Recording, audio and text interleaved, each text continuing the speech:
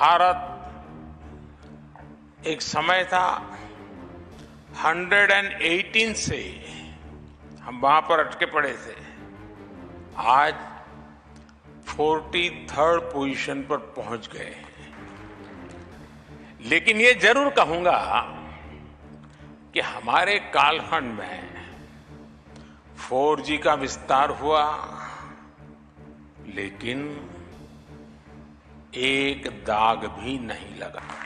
मुझे विश्वास है कब 6G में भारत दुनिया को लीड करेगा। इन सभी में एक बात कॉमन है, ये देश के सामान्य नागरिक को वो अधिकार दिला रहे हैं जो उसे पहले मिल। मंच पर उपस्थित केंद्र सरकार में मेरे साथी, मोबाइल और टेलीकॉम इंडस्ट्री से जुड़े सभी महानुभाव,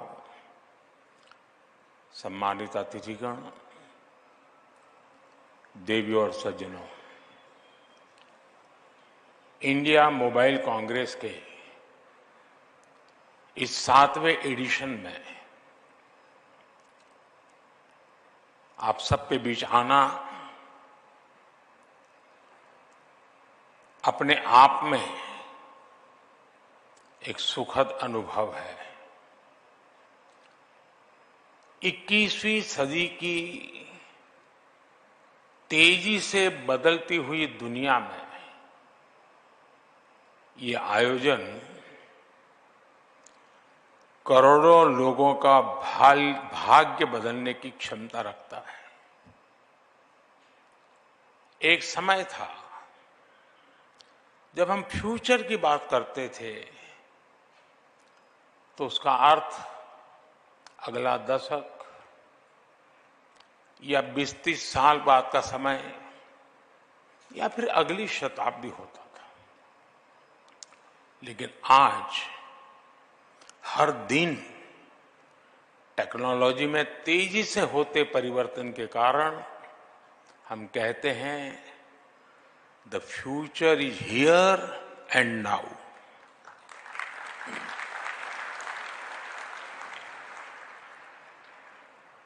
अभी कुछ मिनट पहले मैंने यहां एग्जीबिशन में लगे कुछ स्टॉल्स देखे। इस एग्जीबिशन में मैंने उसी फ्यूचर की झलक देखी, चाहे टेलीकॉम हो, टेक्नोलॉजी हो या फिर connectivity,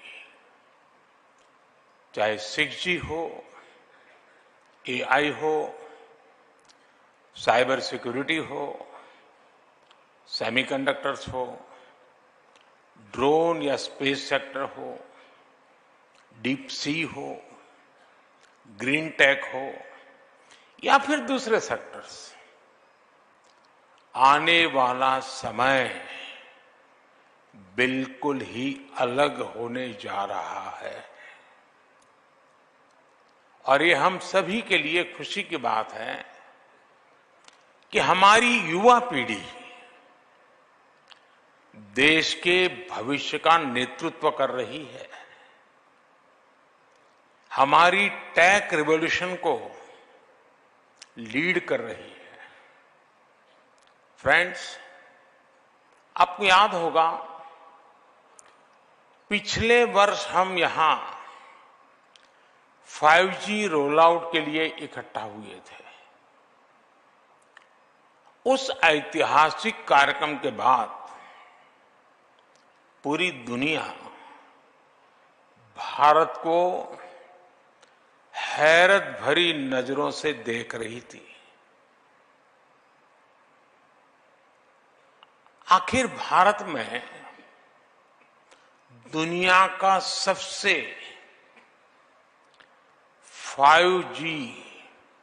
fast 5G roll out हुआ था, लेकिन हम उस सफलता के बाद भी रुके नहीं। हमने 5G को भारत के हर नागरिक तक पहुंचाने का काम शुरू किया। यानी हम रोल आउट स्टेज से रीच आउट स्टेज तक पहुंचे।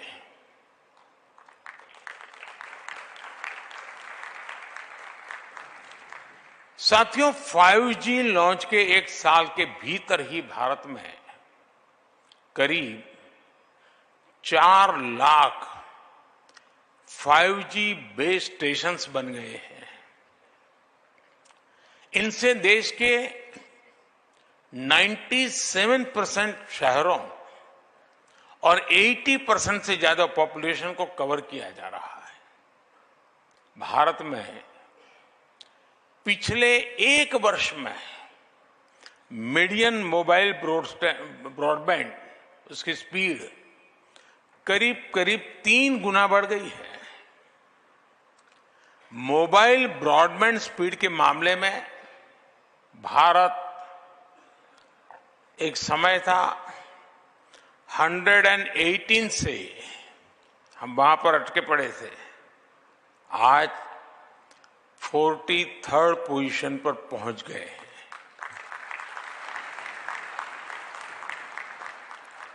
हम न सिर्फ भारत में तेजी से 5G का विस्तार कर रहे हैं, बल्कि 6G के क्षेत्र में भी लीडर बनने की दिशा में बढ़ रहे हैं। हमारे यहां 2G के समय क्या हुआ था, शायद नई पीढ़ी को पता नहीं होगा, लेकिन मैं इसका वर्णन नहीं करूंगा, वरना शायद मीडिया वाले उसी बात को पकड़ेंगे और किसी चीज को बताएंगे नहीं।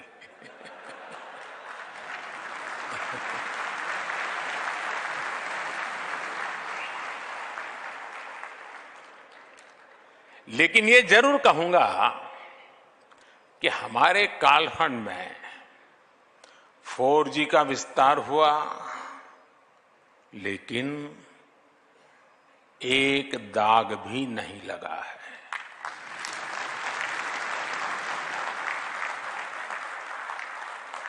मुझे विश्वास है कब 6G में भारत दुनिया को लीड करेगा।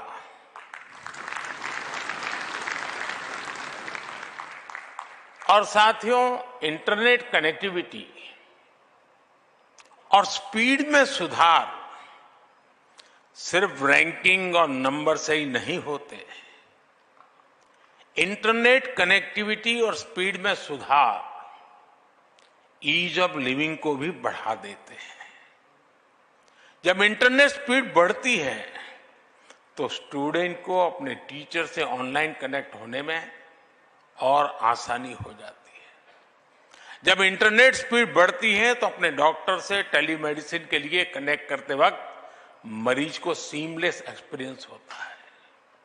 जब इंटरनेट स्पीड बढ़ती है तो टूरिस्ट को किसी लोकेशन तलाशने के लिए मैप्स का इस्तेमाल करने की परेशानी नहीं आती। जब इंटरनेट स्पीड बढ़ती है तो किसान और आसानी से खेती की नई तकनीक को सीख पाता है, समझ पाता है। कनेक्टिविटी की स्पीड और अवेलेबिलिटी सोशल और इकोनॉमिक दोनों ही रूप से बड़ा परिवर्तन करते हैं। साथियों, हम हर क्षेत्र में पावर ऑफ डेमोक्रेटाइजेशन पर विश्वास करते हैं।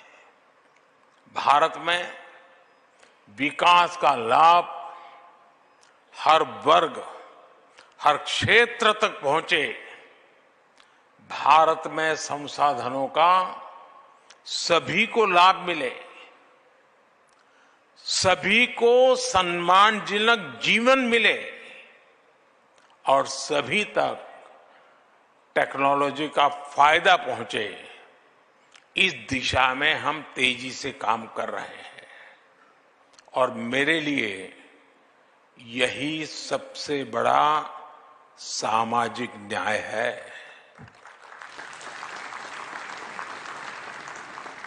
नागरिकों के लिए access to capital, access to resources and access to technology हमारी सरकार की प्राथमिकता है। चाहे वो मुद्रा योजना के तहत कोलेटरल फ्री लोन्स की बात हो या स्वच्छ भारत के टॉयलेट्स की या जेम ट्रिनिटी से होने वाले डायरेक्ट बेनिफिट ट्रांसफर की, इन सभी में एक बात कॉमन है। ये देश के सामान्य नागरिक को वो अधिकार दिला रहे हैं जो उसे पहले मिलने मुश्किल थे, और निश्चित तौर पर इसमें टेलीकॉम टेक्नोलॉजी ने बड़ी भूमिका निभाई है।